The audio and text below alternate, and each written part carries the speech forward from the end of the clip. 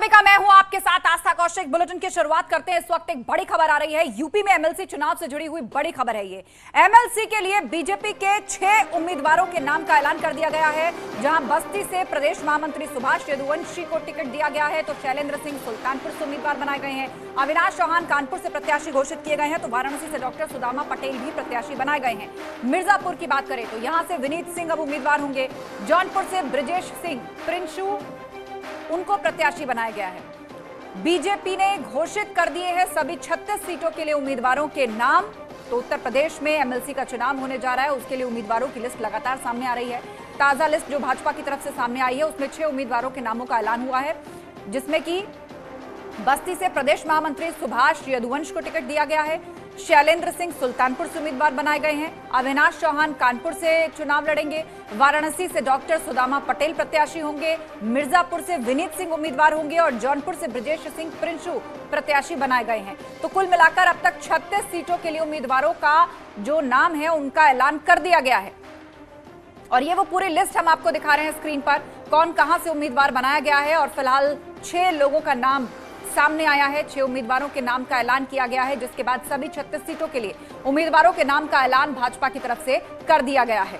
तो इस वक्त की महत्वपूर्ण अपडेट, विधानसभा चुनाव के बाद अब बारी है एमएलसी चुनाव की, और उसी से जुड़ी ये बड़ी खबर। सभी 36 सीटों पर उम्मीदवार उतार दिए भाजपा ने, और 6 उम्मीदवार जिनकी लिस्ट अभी सामने आई है।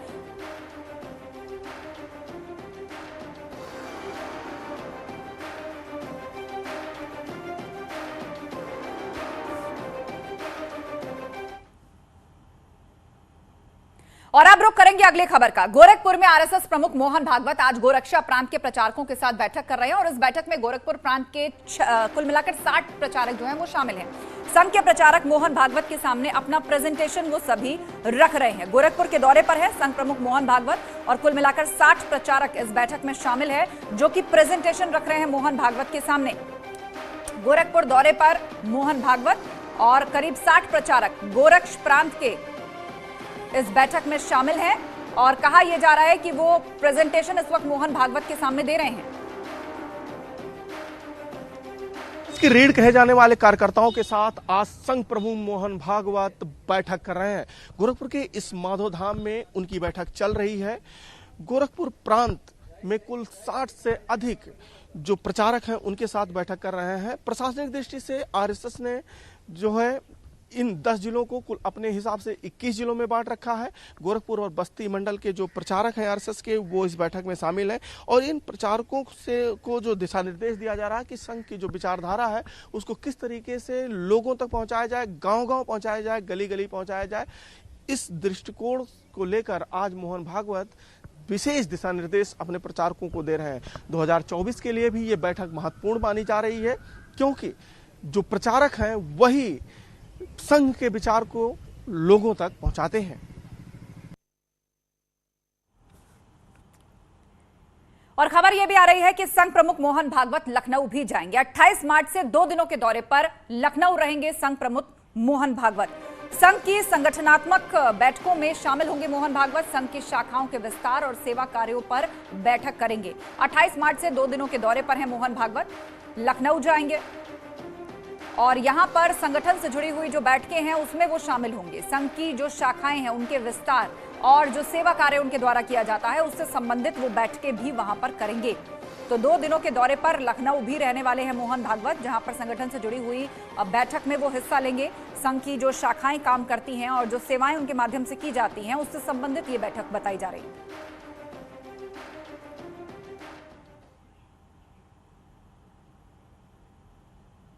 उधर भारत से विदेशों में गए प्राचीन धरोहरों को वापस लाने का सिलसिला लगातार जारी है, और इस दिशा में प्रधानमंत्री मोदी की कोशिशें अब रंग लाने लगी हैं, और ऑस्ट्रेलिया से 29 धरोहरों को भारत वापस लाया गया है। प्रधानमंत्री मोदी ने ऑस्ट्रेलिया से लाई गई इन धरोहरों का निरीक्षण किया, और तस्वीरों में आप देख सकते हैं भारत की वो धरोहरें, वो प्राचीन प्रतिमाएं जिनको कभी भारत से बाहर भेज दिया गया था या चुरा लिया गया था, अब भारत वापस आ रही हैं एक एक करके। 9 से 10वीं शताब्दी ईसा पूर्व की ये प्रतिमाएं बताई जा रही। राजस्थान, गुजरात, एमपी, यूपी से जुड़ी हुई ये धरोहर है।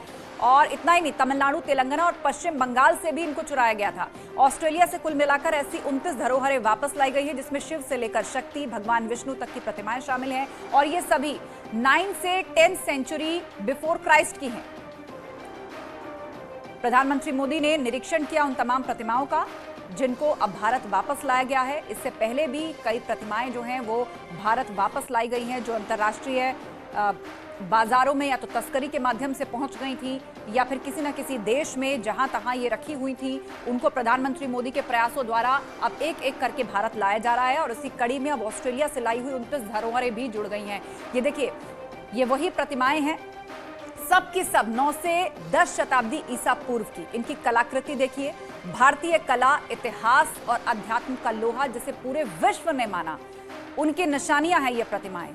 और इनको अब देश से बाहर पहुंचा दिया गया था, लेकिन अब ये अपनी सही जगह पर लौट आई हैं।